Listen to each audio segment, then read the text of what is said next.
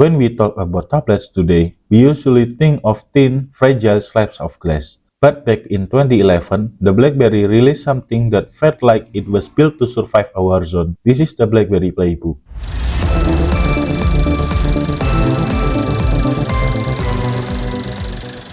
Looking at it here in 2026, the first thing you notice is the incredible build quality. The 7-inch tablet feels like a solid brick of industrial engineering. There are no physical buttons on the front, just a clean black bezel surrounding a very high quality display for its time. The back is covered in a premium soft-touch rubberized material that provides an amazing grip, and that chrome BlackBerry logo in the center still looks absolutely classy. It was BlackBerry's first and only attempt at a tablet, and they clearly didn't hold back on the materials. It features a heavy, rigid frame that doesn't flex or creak no matter how hard you press it. In an era where modern tablets feel disposable, the Playbook feels like a professional tool that was designed to last for decades.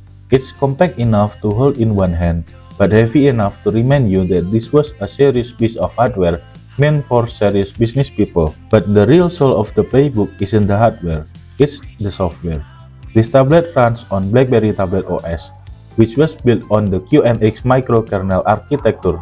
If that sounds familiar, it's because QNX is the same ultra-reliable system used in nuclear power plants, medical equipment, and high-end car infotainment system. Long before Apple or Google perfected gestures-based navigation, BlackBerry was already doing it here.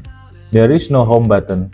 You unlock the device by swiping apps from the bezel. You switch between apps by swiping from the sides.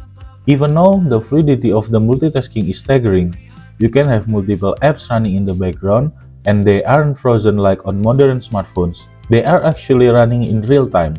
You can see a video playing in a small window while you scroll through the settings. It's a level of true multitasking that many modern tablets still struggle to replicate as smoothly as this 15-year-old device. Since the official BlackBerry World App Store is practically a ghost town now, the best way to enjoy the Playbook in 2026 is a dedicated media and retro gaming machine.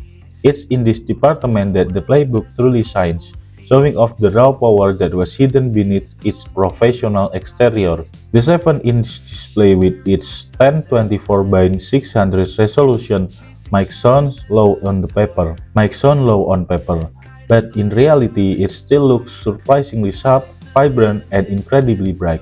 But the real secret weapon of the Playbook, and something that still blows me away today, is its front-facing stereo speakers. They are loud, clear, and positioned perfectly on the side of the screen. When you are gaming, the stereo separation is fantastic, giving you an immersive experience that even many modern high-end tablets fail to provide. When you jump into some gaming sessions, you really start to feel the power of that dual-core 1 GHz processor and 1 GB of RAM.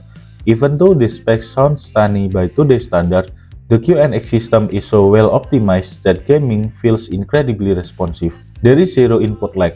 Whether you are playing fast-paced racing titles, side-scrolling platformer, or intensive 3D action games, the Playbook handles the frame rates with remarkable stability. The capacitive touch layer on the screen is also top tier.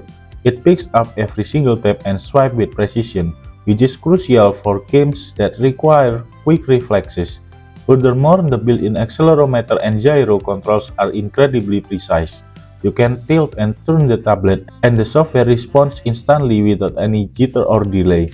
It's a joy to see how this hardware, which is nearly 15 years old, doesn't even break a sweat when pushing this graphic. Even as I switch between different games, the multitasking remains flawless. You can literally swipe away from a running game, check your system status, and swipe right back into the action without the app restarting or losing your progress. It's a level of hardware and software synergy that was years ahead of its time. Whether you are testing the limits of the GPU or just enjoying some casual offline titles, the Playbook remains a very capable piece of tech. It's just fun to play around with an OS that's so focused on providing a smooth, high-performance experience regardless of how much you throw at it. Of course, we have to talk about the elephant in the room. The Playbook was famously launched without a native email client or calendar, requiring a BlackBerry bridge connection to a BlackBerry phone. Today, with the servers shut down, its connectivity is almost zero. You can't browse the modern web, you can't sync your cloud account, and you can't download new app easily.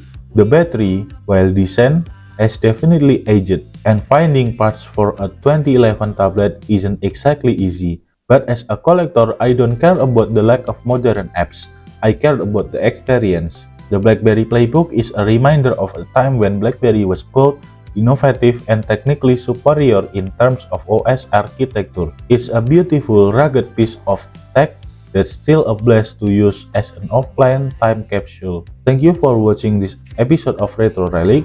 Are you one of the few who still owns a working playbook? Let me know in the comments below. Don't forget to like and subscribe, and I'll see you in the next one.